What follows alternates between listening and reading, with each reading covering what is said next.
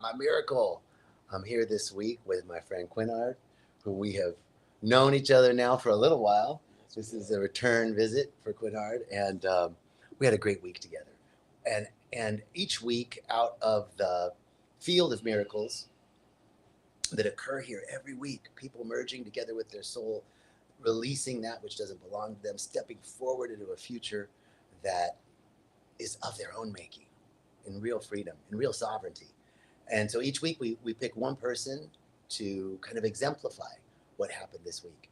And as I was facilitating classes this week and just talking to my brother over here, it occurred to me yesterday that this might be a great interview. So I'm super grateful that you're here, man. Thanks for being here. Thanks for asking.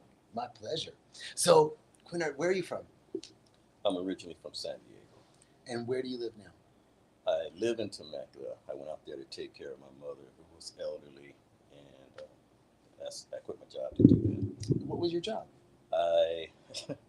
I was in the military for 21 years as a power generator specialist, and then I switched over because it got boring because I knew how to fix everything easily, and then I became a satellite technician and ran most of the satellite communication facilities for the Army. And then I retired because they wanted to send me back over to Afghanistan. And then I started doing project management and logistics for the military. And then my mother got sick after my stepdad had passed, and I felt somebody needed to be there. She shouldn't be by herself. She's 92 today. Today As of the 27th, as of is yesterday. yesterday. Wow. Yes, so I've been taking care of her since 2018, and that's That's a lot. that is a lot. Mentally is really a lot on one person. Yeah. Yeah. And so 2018. When did you first come to Rhythmia? I first came to Rhythmia back in May of 2025. May of 2025. That was your first time. That was my first And time. you said you had an illness and you couldn't complete the week. I caught pneumonia really bad. They said that when I purged one time, I guess somehow it got into my lungs, and it laid me out for up until the time I left. And then you came, but you because you didn't get to complete the week, you wanted to come back. Oh yeah, yeah. I definitely wanted to come back because I wanted the experience. I wanted to find out more about me and all the things that had been happening with me that were kind of strange to me happening in my life, and it seemed like a pattern. I wanted to find out what it was all about. Okay, so you came back, and did you see that pattern? Yes, I started to see that pattern, and it's been a very good eye opener for me and made me feel better about myself. What was the pattern that you saw? Uh, okay. One thing I realized is that when I was very young, like 4 years old, it started when I was taking out the trash one day. Told me to take out the trash. Went around the building with the trash can and everything, and then all of a sudden I seen a snake on the ground near the trash can. The snake saw me. I saw it, and I turned around and ran that way, and the snake took off the opposite direction towards the street and everything. And then when I got around front to tell somebody, I saw somebody with the snake in a pitchfork, and they put him in the street and they ran over him multiple times. And I felt guilty because I felt if it wasn't for me, a snake wouldn't have had to end his life like that. Wow. Yeah. And that's pretty much stayed with me. And then, like 2 years later, I had a friend die from polio. That was our close friend who lived next door to us. And I asked my mother, why did he have to die? She said, because God said it was time for him to go back to heaven. And that didn't quite sit with me. How old were you then? I was I was 5 years old. Wow.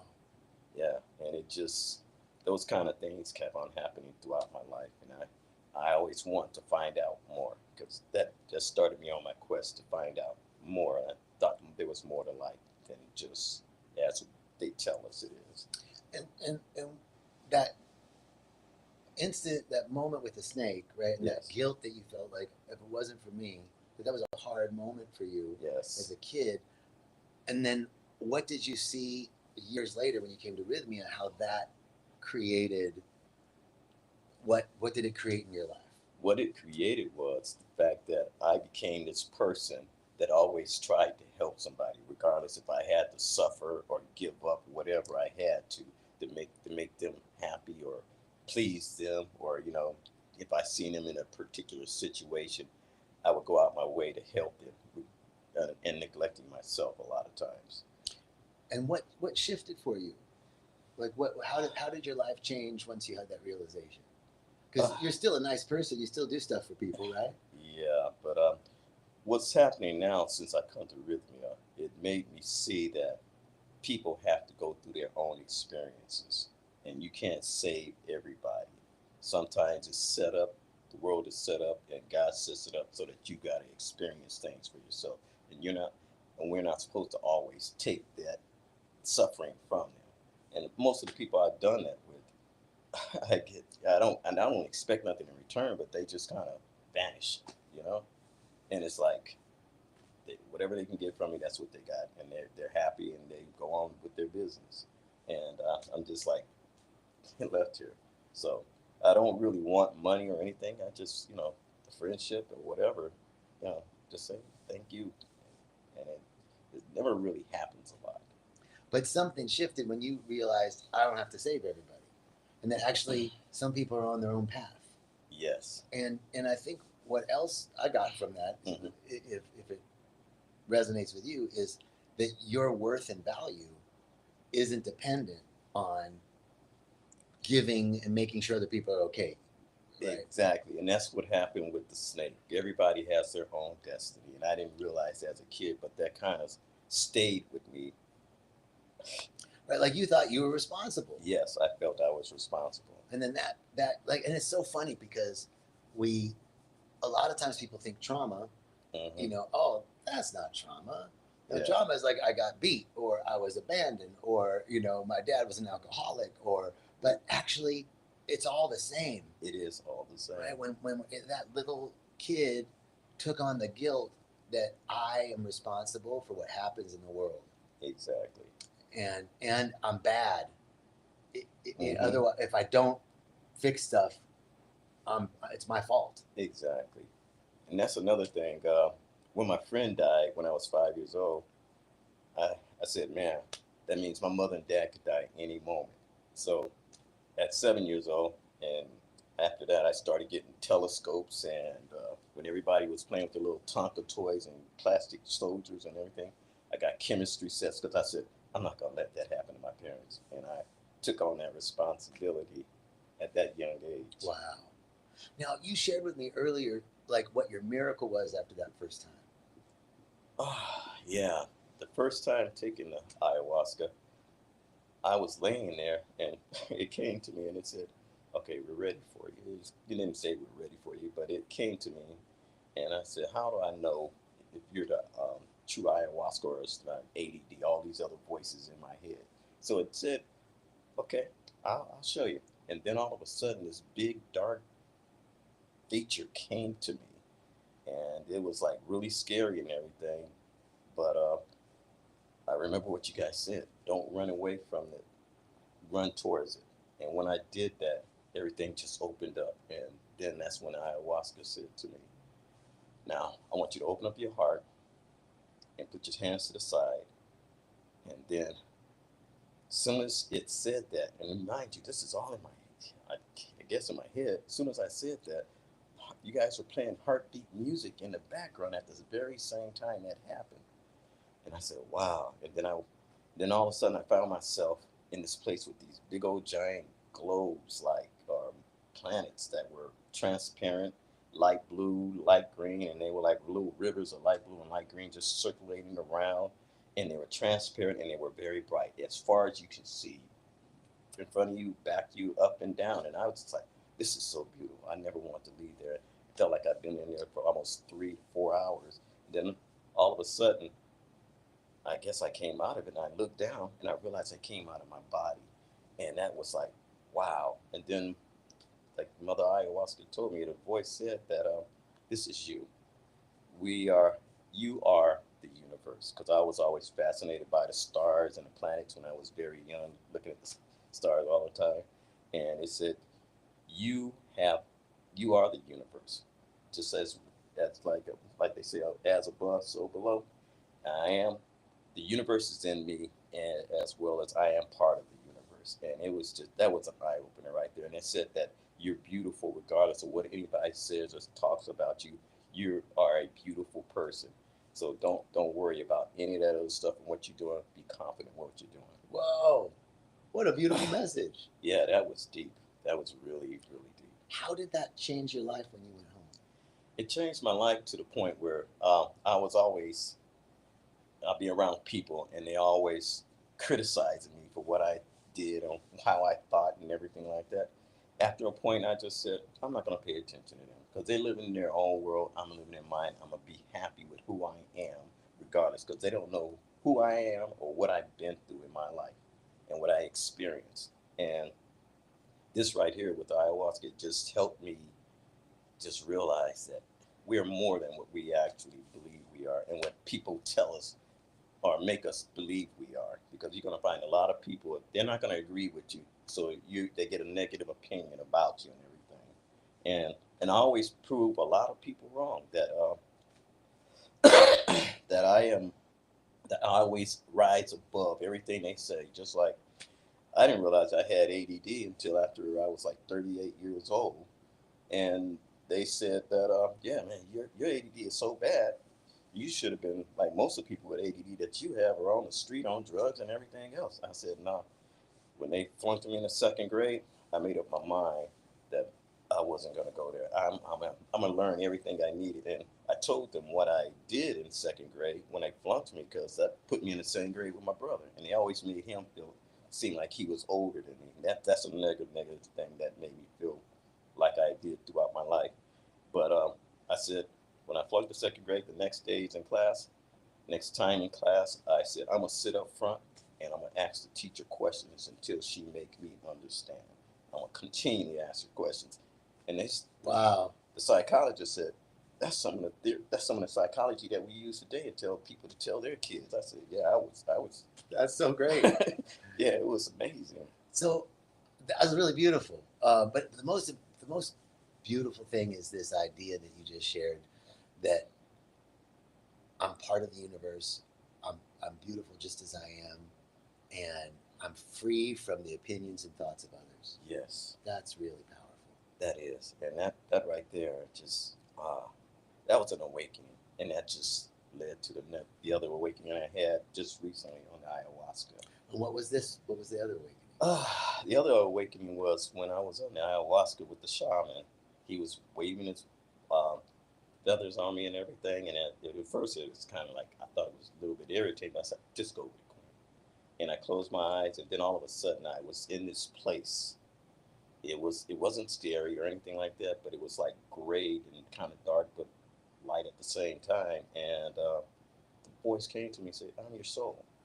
Because I always wanted to know the difference between my soul and spirit, because we always interchanged them. And it says, no, we're different. And I'm your soul, and I'm in that dark thing that I see. I was under my skin, and it was no bones or nothing like that. And it was just me in that space right there, but it was quiet and it was comfortable. And it said, I'm your soul. And that's the difference between our soul and our spirit, because it said the spirit is the one that energized me. And I was just like, wow, that's deep. And it made me feel so comfortable. And then when we did the breath work the next day, I went there again. I said, and it just like I saw like reminded me, remember, I'm here with you all the time. And that was so deep right there. I am I can't wait to go back there again. Seriously. It feels like you can get there now on your own. Yes, all I gotta do is get into that meditative state and just clear everything else out of my head about everybody. I'm thinking about everything and just get there, and I'm sitting there with With your soul. my soul. Yes, Which is what we talk about, right? Is the merger. exactly. Merging with your soul, merging back to this state of wholeness. And that's one of the things I asked for. I said I want to merge with my soul and my spirit, because I want to get to know it. And then I realized that all them experiences that I had, they are in the other realm. They're like less than that right there, that amount of time. Right. And we're thinking of them that they're really it's a lot of time passes, and we got all these years behind us. It's nothing. It's nothing. It's nothing, and I don't fear a whole lot anymore. That's beautiful. Yeah. If there's anything else that you want to share with anybody about your experience at Rhythmia, or anything that you want to say about Rhythmia or your experience? Rythmia just helped me realize, like I said, I've been on a journey. It's all, and I'm one of those type with my, I guess my ADD. I connect the dots. And one time when I was right after high school, working in LA and everything, and I had lost my job, I was staying with a brother. I was laying on his floor in his bedroom, this one room, and then all of a sudden the closet door opened up, and this dark spirit seemed to come out and was coming after me.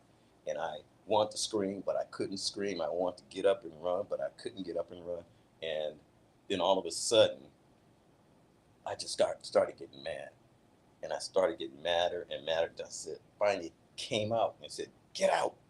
And everything just quieted down. And that right there led me to when I was in the army.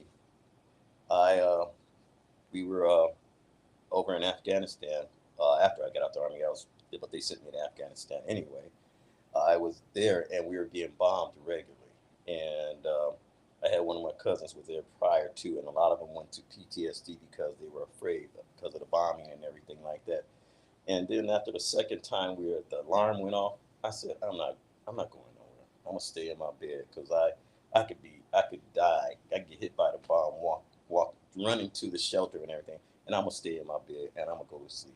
And if I die, at least I'll be sleeping when I die. And I don't fear that kind of stuff anymore like that. And that helps me a lot. And that's kind of all tied to this with the ayahuasca and everything. Now I connected with my soul, and that's what my soul was protecting me. And uh, oh, last experience, I had so many, but the other experience was when I was driving my daughter to go see my dad. Well, my dad, a voice came to me at one night, and I said, I asked my wife, "Did you say something?" She said, "No." And then the voice, because the voice told me, "Your dad is dying." So I picked up the phone, called my brother down in Mississippi, and he said that he was in a panic. He was said, "Dad fell out the bed. He's on the floor, and I can't wake him up." And he's pulling on his clothes. And I said, "Give me the number to the hospital." And I called the hospital. They said, "Bring him in immediately. He's having a reaction to a medication he's taking." I got on a plane the next day. He died 10 minutes after I got there. Wow. Yeah, and and then So you've always been connected, is what you're yes, saying, and yeah, the ayahuasca helped you reconnect and and verify. realize this is true, Yes, this is true. Yeah, and you are connected. I am connected, and that's what happened when I took my daughter. We were driving to go see my dad before we knew that had died, and we were going through from Colorado to Mississippi, and we were driving across this bridge down there.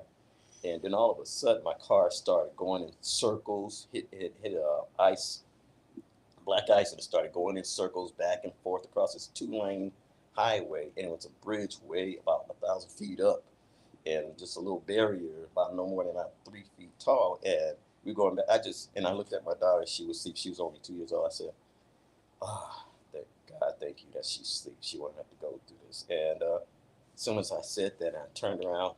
I heard a voice in my head say, "Take your hands off your steering wheel. Take your foot off the gas and take your foot off the brake." And then my car just went straight. And these guys came from behind me. Said they seen what happened, and they were amazed. They said, "Are you okay? You need to go call the police or anybody like that, so that we can need help."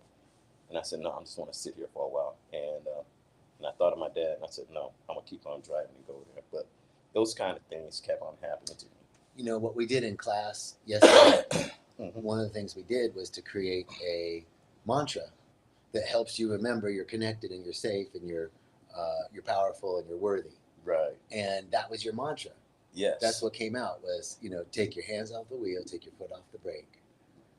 You know, And that right there, everything's gonna be okay. and that coming to the class is what brought that up.